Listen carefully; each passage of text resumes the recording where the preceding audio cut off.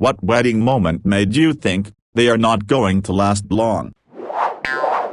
When the maid of honor professed her love for my brother during her toast at my brother's wedding, and her husband walked up to the head table, picked her up and carried her away before she could embarrass him further. They lasted about 3 months after that. My brother and his wife, on the other hand, are still happily married 20 years later.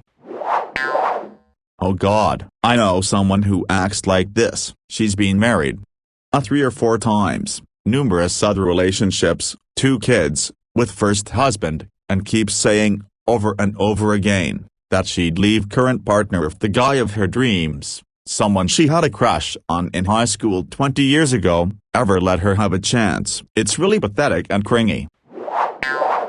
Showed up to the wedding of a friend of my husband's who I knew casually. When we arrived at the church, the groom was very drunk in the parking lot, and getting drunker by the minute. I thought it was kinda nuts since it was a full Catholic ceremony which involved lots of kneeling and standing. I honestly have no idea how he made it thought that, but he did. At the reception, he proceeded to continue the drinking party, while his new wife cried in the washroom. When it was time for the first dance, he kind of stumbled around the dance floor despite a year of dance lessons. When it was time for him to take his new wife's garter off and throw it to the bachelors, he instead did a striptease type dance and got himself down to his underwear, in front of many elderly family members. People were shocked and talking, and all in all it was a shit show. I gave this marriage a year or 2 tops. They, however, are still married 25 plus years later.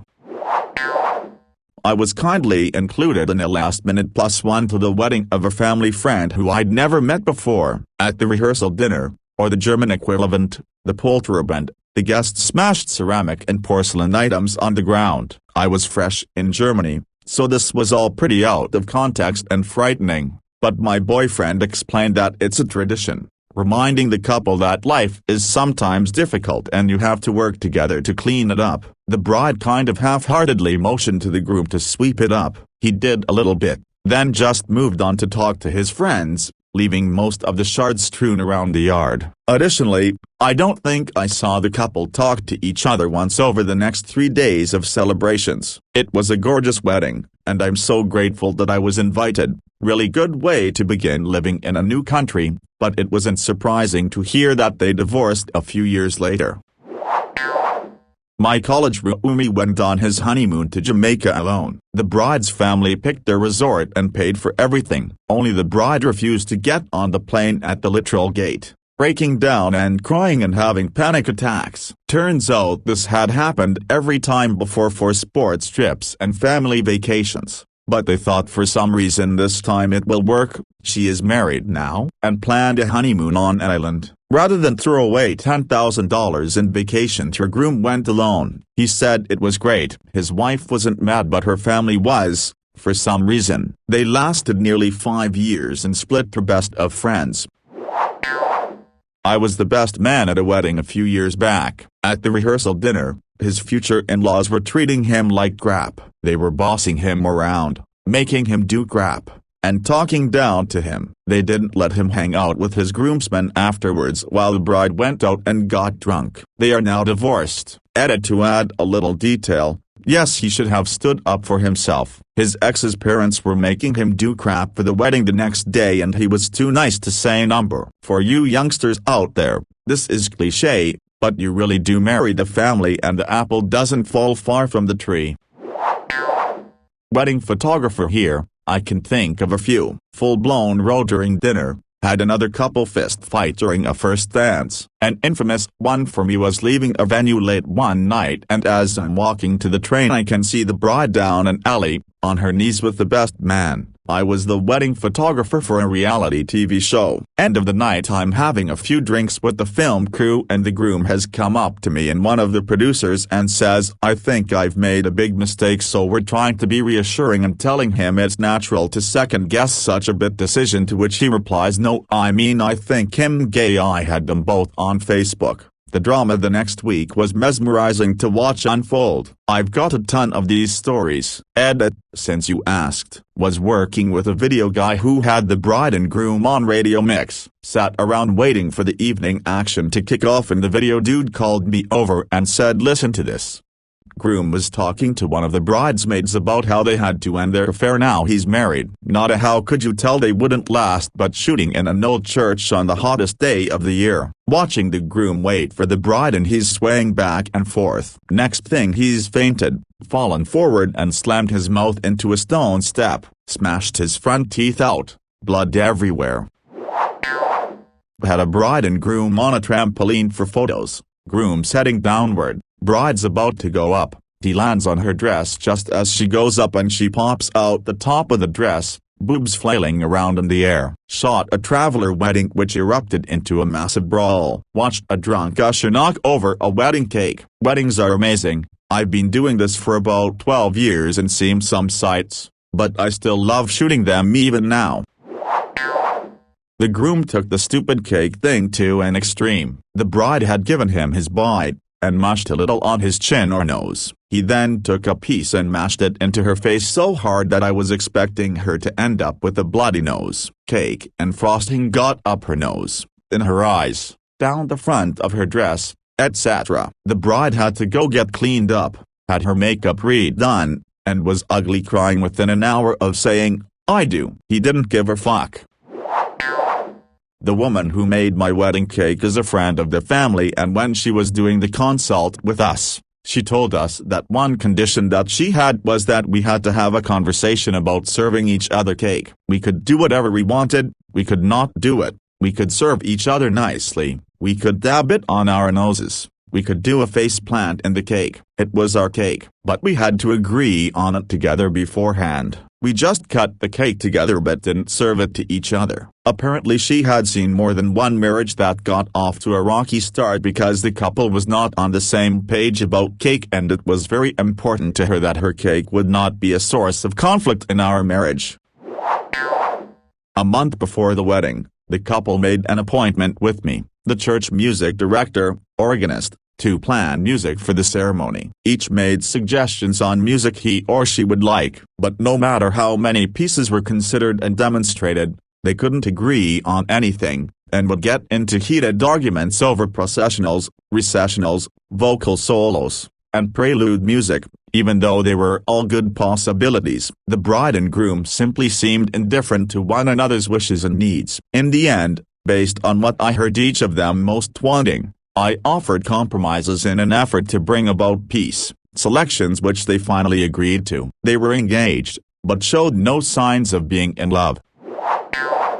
The ceremony was delayed, because the bride and groom were on the phone with the groom's mother, who refused to come to the wedding, trying to be talked into still going through with it. Apparently they had a huge and physical fight the night before. Their roommate at the time didn't come either. He told me what he saw in the house the night before was enough for him to know this wedding was doomed and they should not be dating, let alone getting married. Edit, in an attempt to answer some of these questions. First, this was about 20 years ago and we are all in our 40s now and have moved on with life since. So, I don't know why the mother wasn't there. I just remember thinking it was weird when I noticed she wasn't, and then later heard they were on the phone with her. The roommate was visibly angry when I went to pick him up for the wedding. Outright refused to come, and I think ended up moving out and basically disappearing after. He was a big dude who worked as a bouncer at clubs, and my impression was he had to go into work mode the night before in his living room and wasn't happy about it. I never heard details and I wouldn't have felt right asking for them. I am still friends, in the sense that I see them every few years, with both the bride and groom. See my comment below for how they turned out. Happy ending considering. I should also add, the years in which they dated and got married, all of us were very heavy binge drinkers. We were in our 20s and worked service industry jobs. It seemed normal almost for this much drama to be around. Looking back, I don't have the same opinions. No one involved ended up in rehab or prison and all live relatively normal lives now. This was my sister's best friend and it was a bachelorette party moment. Bride had been having an affair. Everyone knew it. The groom's friends tried to tell him, but she convinced him they were making it up. I mean, at that point it was just sad. She actually had the balls to force fiancé to apologize to the guy she was sleeping with for the accusations. The night of the bachelorette party she actually took all her bridesmaids back to the other guy's house and spent the night with him. He came to their wedding. It was so awkward. Everyone knew and everyone was talking. The groom was told, but chose to overlook it. After the wedding she insisted the other guy come on vacations with her and her husband and included him in all their social functions. Now, if they're non-monogamous, whatever, go crazy. But her husband was an absolute wreck about it for years and she just kept gaslighting him. No one could convince him to leave her. She told my sister that a fairer guy insisted he would never marry her and didn't want kids, so she was using fiancé to get them. They ended up divorcing 2 years later after their second child was born. She immediately moved in with the fair guy and they did end up getting married.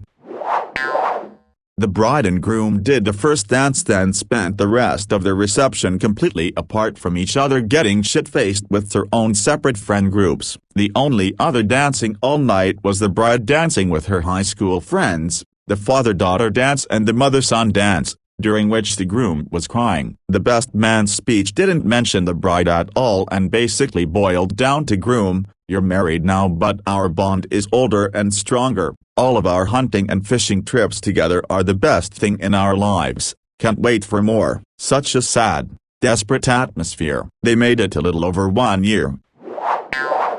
I was the maid of honor. They seemed like the perfect couple, together for nearly 10 years and had this big, expensive, beautiful wedding. Bride would have been happy with the small event but told me groom had a big family and had insisted. Alarm bells hit when I sat with her parents in the front row and realized the groom to bride ratio was so massively off. The groom had 3 best men, as well as ushers etc. His sister and one best man read something during the ceremony, and then all 3 said long speeches about him at dinner. It was all about him. The photographer was even his friend's mom, so she kept whisking away the boys for these hilarious lads shoots. The bride was ignored most of the day, and in the evening he got too drunk, spilt a drink over her wedding gown and danced with his friends. It felt more like a big birthday party than a joint event. I'd never seen that side to him, but I felt so sorry for my friend. It was like she was just there to be a prop to his plans and look good. 3 months after the wedding he began being emotionally abusive. A month after that he admitted he'd been having an affair for years,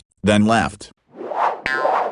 If I hadn't seen the way he behaved at the wedding, I never would have guessed he had that in him. Edit, as so many people are being kind, I'll update you. My friend hasn't been able to trust or date again yet, and it's been 4 years. However, she has become an amazingly brave woman, who's traveled to some amazing places alone and is now retraining to change careers. I think she learned never to be a backseat passenger in a relationship again. Honestly, the way she handled the whole thing, with such grace and determination, makes me so proud to be her friend. She basically told him when he left that he would never see her, or hear from her, or about her again. She dropped all friends that had a connection with him, after he left, and made sure he would always live his life wondering if he made the right decision and what she was up to. I really hope his dying thought is about her, and I know for a fact hers won't be about him. She'll find real love.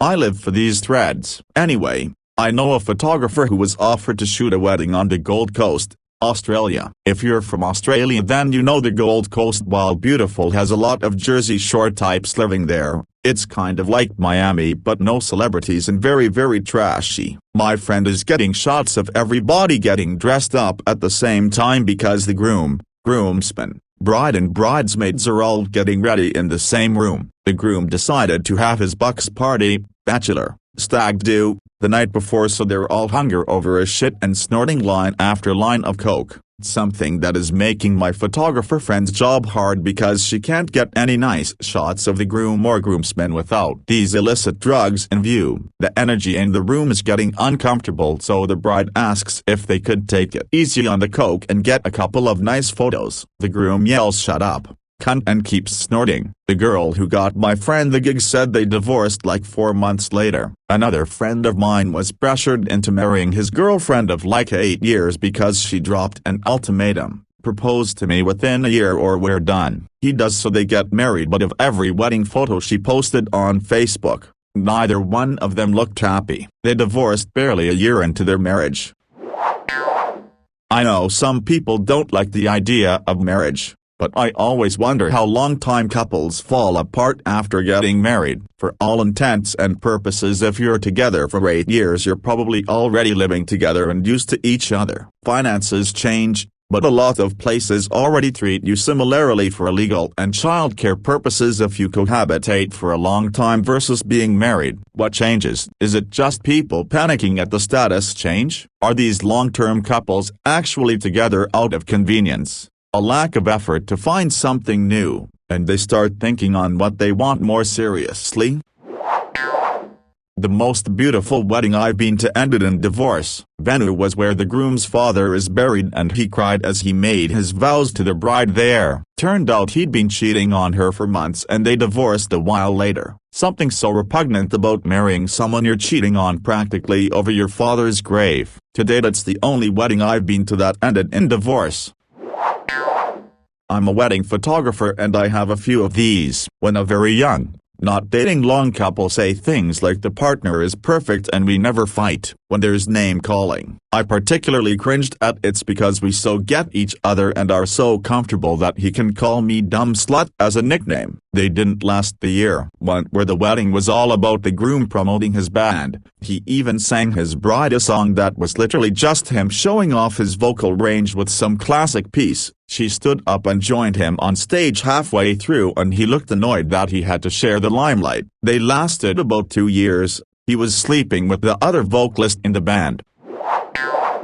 So many of my friends' first marriages were within 1.5 years or less of graduating high school, and done exactly because of the no sex before marriage thing, or, if they didn't abide that, it was the well, we had sex so now we have to get married thing. I got engaged for the same reason, but Matrix dodged the bullet. Why? Yes, I am from the Midwest. Edit, JFC, I didn't expect this to explode, and I certainly didn't expect this sort to become an anthropology specimen for coasties and Europeans. Y'all need to understand that, to the people where I grew up, you're the weird ones. It's literally all I could have had much hope of knowing, before we got consistent internet access when I was 14, and then it took literally decades to unlearn. The populations in those areas are sparse, but cover a lot of the landmass of this country, and they vote consistently. It's concerning that such a politically powerful group is so thoroughly alien to you. Look into how much control Texas has over the whole nation's textbooks.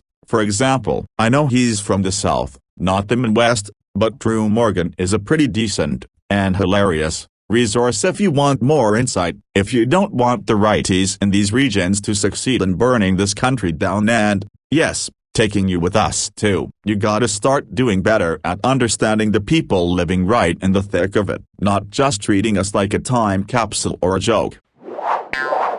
We noticed during the wedding the soon-to-be mother-in-law of the bride was insufferable. Every chance she could she would make it about her and her son the groom. God forbid she let her new daughter-in-law have the spotlight. The mother-in-law had the photographer follow her around for most of the wedding. Most pictures have her in it. She was always near or around her son, but like always touching him too. It was weird. We joked that all three of them are going on honeymoon together. She gave an hour-long toast about how she is still the most important person in her son's life. I think she said something like, "You may be his wife, but he'll always be mommy's little boy." She always went into way too much detail about how she breastfed and changed his diapers. She danced with her son more than the bride, and I'm talking not 60-40, like 90% of the time it was mother and son dancing. At one point she was even bumping and grinding on him. So at no point did my girlfriend and I think the bride was going to put up with this crazy MILF for more than a couple of years. Sure enough, she got pregnant soon after the wedding. A couple months after the baby was born she filed for divorce.